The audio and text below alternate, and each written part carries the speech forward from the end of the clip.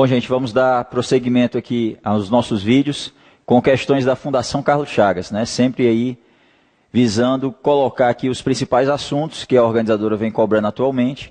Nós temos aí à frente o concurso do Banco do Brasil, vai ser realizado no início de 2013 e por essa organizadora.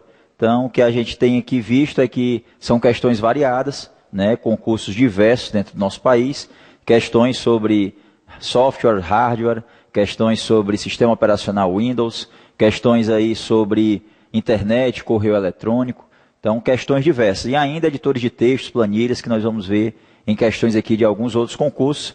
Vejamos aqui algumas questões que a Fundação Carlos Chagas, nesse ano de 2012, colocou no concurso do TRE de São Paulo, deste ano.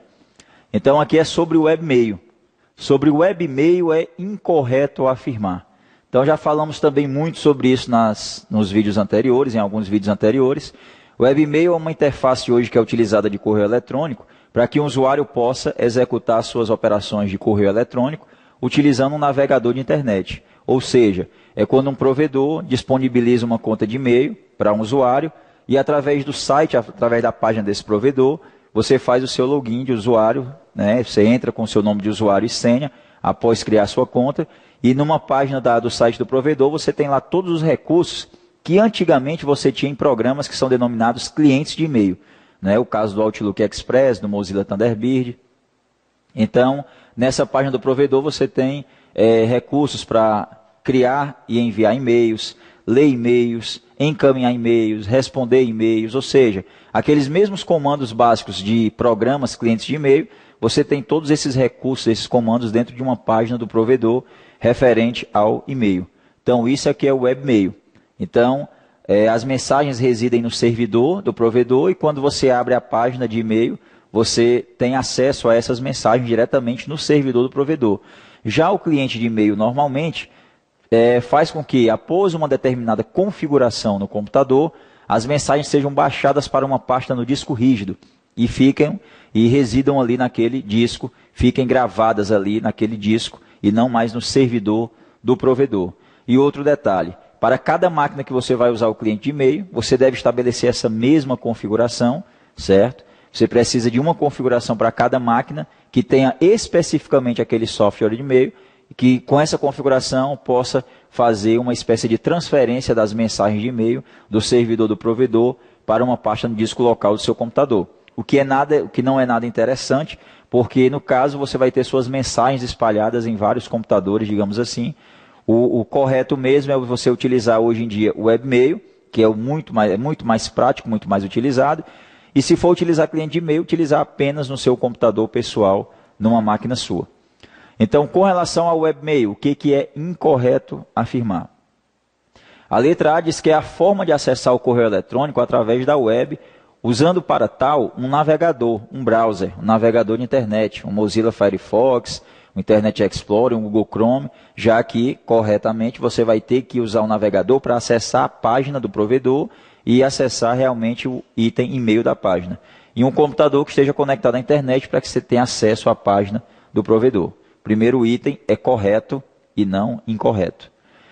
O item B diz, exige validação de acesso, portanto requer nome de usuário e senha.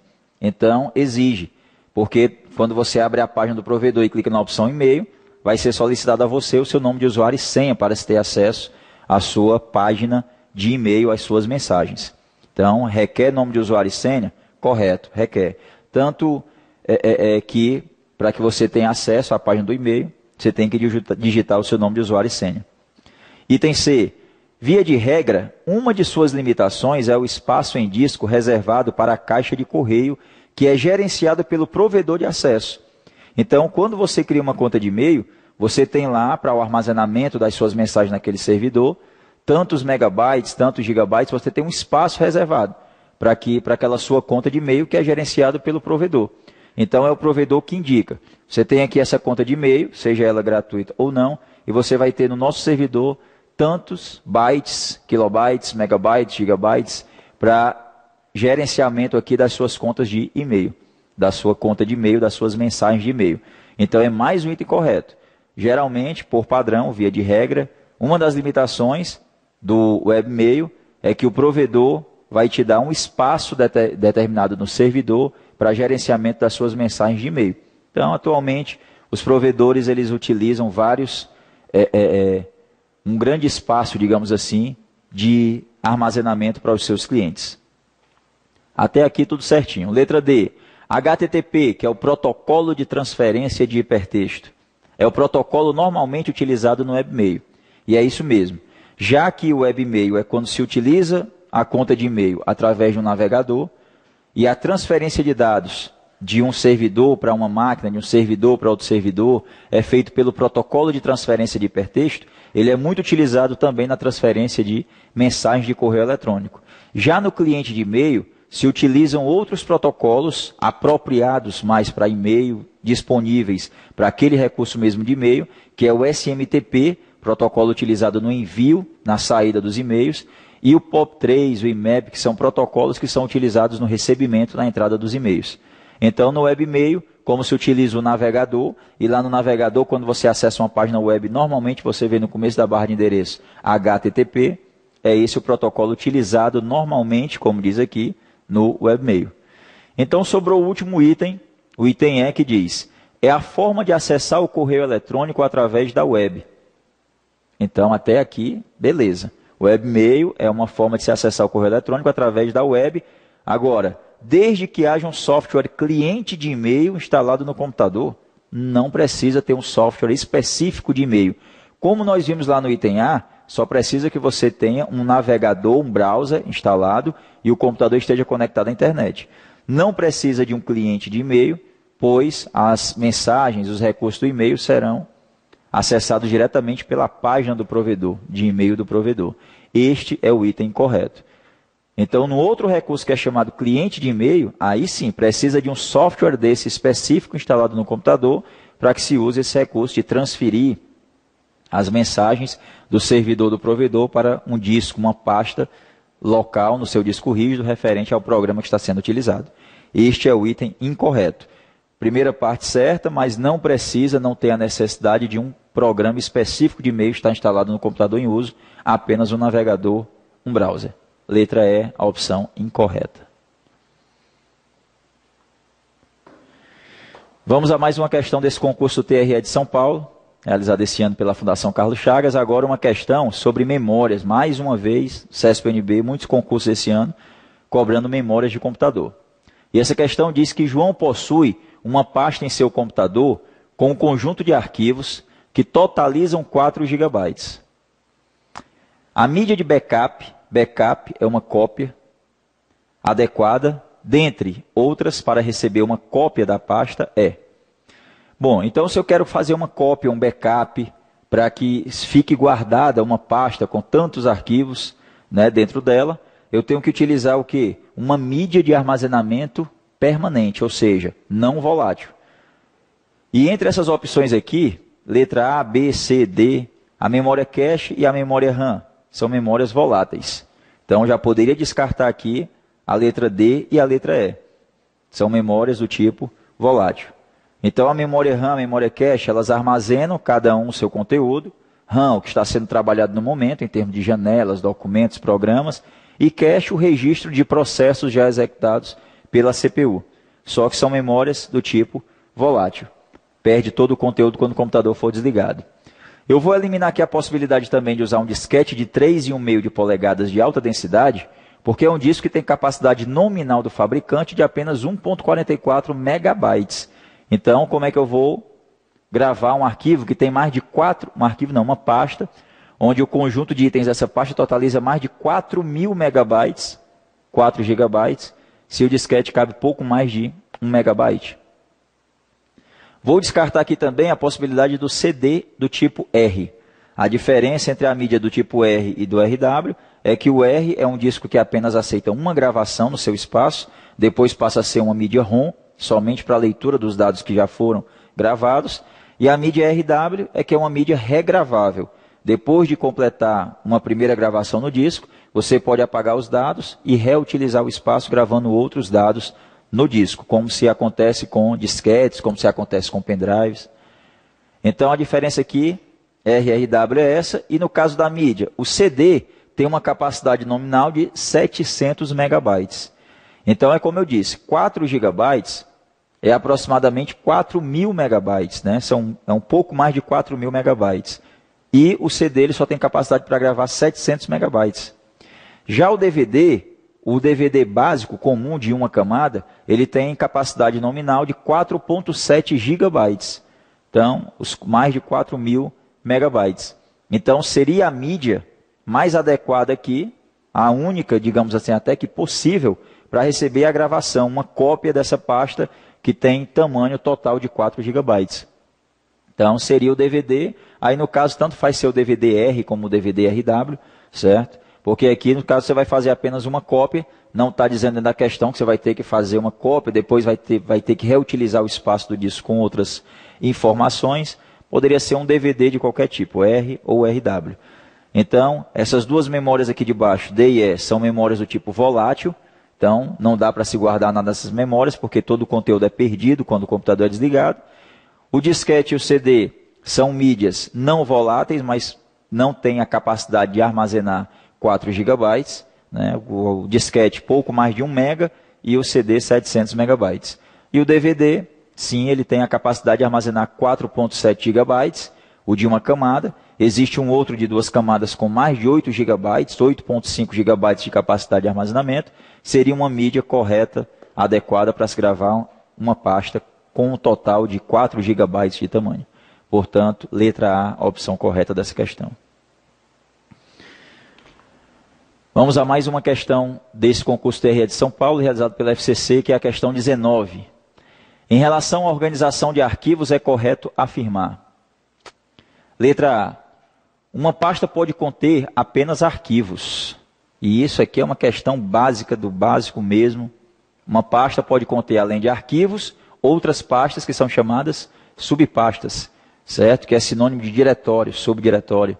Então, pode conter apenas arquivos? Não, pode conter outras pastas também. Está errado o item A. B. Arquivos e pastas de sistemas podem ser renomeados ou movidos, mas nunca excluídos. E isso é falso, porque pastas do sistema, elas podem também ser excluídas, arquivos e pastas de sistema. É tanto que existem alguns vírus que fazem justamente isso. Excluem alguns arquivos do sistema, não permitindo assim uma posterior inicialização correta daquele sistema em um computador. Então, está errado também a letra B. 2 arquivos com o mesmo nome podem coexistir desde que estejam em pastas ou subpastas diferentes. Então, isso daqui é uma outra coisa básica do sistema de arquivos, organização de arquivos em um disco. Quando você vai salvar um determinado documento que você está criando, editando, em uma pasta, essa pasta já existindo arquivos, você não pode repetir o mesmo nome de um arquivo já existente na pasta, no arquivo que você vai estar gravando naquele momento. Então, o sistema operacional ele vai informar que já existe um arquivo com aquele nome, aquele formato, aquela extensão, dentro daquela pasta. Então, você deve indicar um nome diferente. Eles podem ter o mesmo nome, mas tem que ter extensão diferente, certo? Tem que ter um formato diferente. Então, eles não podem existir numa mesma pasta, exatamente com o mesmo nome e extensão e formato, porque o sistema operacional não permite. Agora, eles podem existir dentro do disco, só que em pastas diferentes. Aí podem, e aí o item C é o item correto da questão. A letra D diz, arquivos podem ser classificados e exibidos de diversas formas, exceto por data de criação. E isso não é verdade. Nós podemos classificar itens exibidos em uma pasta pelo nome, pelo tipo, pela data de modificação, pelo tamanho, certo?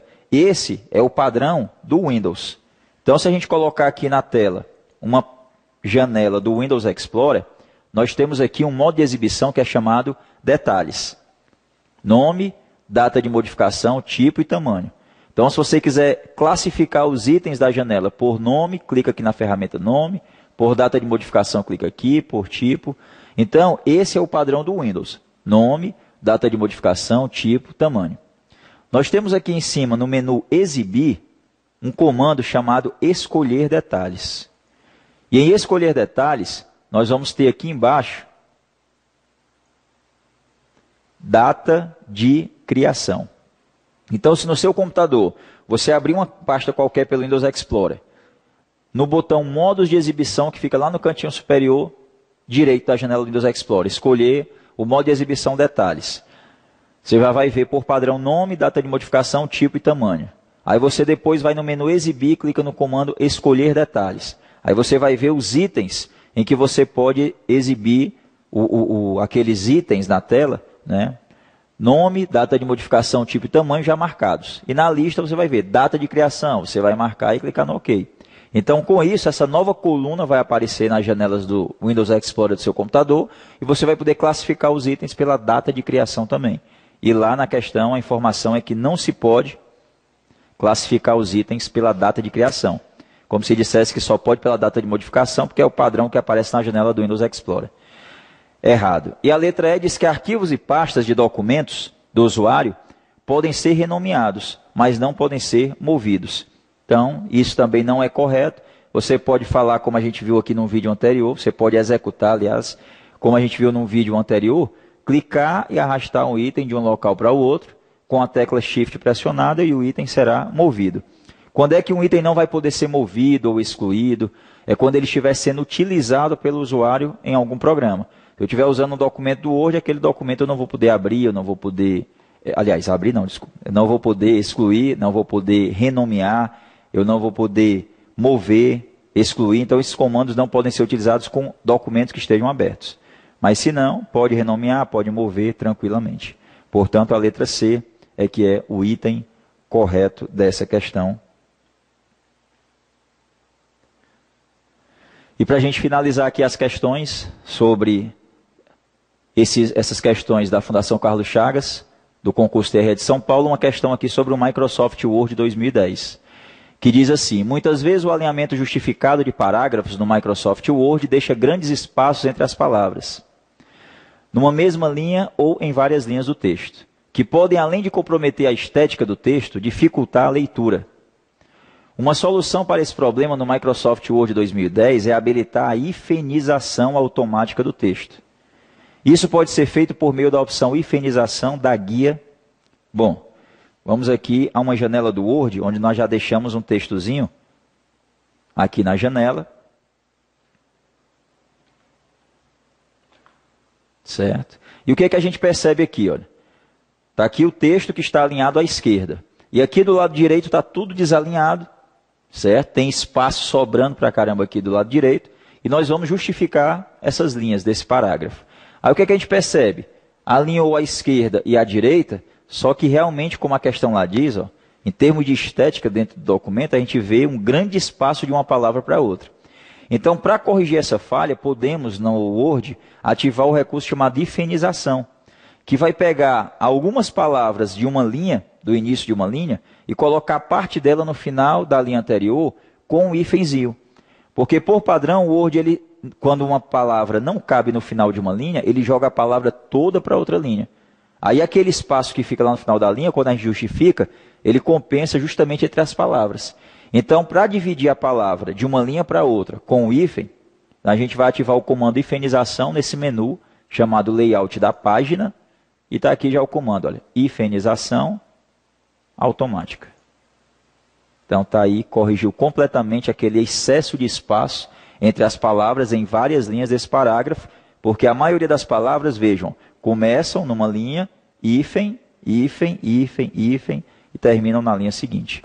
Então, por padrão, o Word não aplica essa hifenização. Você tem que vir no menu layout da página, nessa caixa, nesse quadro configurar página, usar o comando hifenização, que aqui, vejamos, está na letra A, menu layout da página. Então a gente conclui a gravação desse vídeo com mais questões da Fundação Carlos Chagas, concurso TRE de São Paulo. Em breve retornamos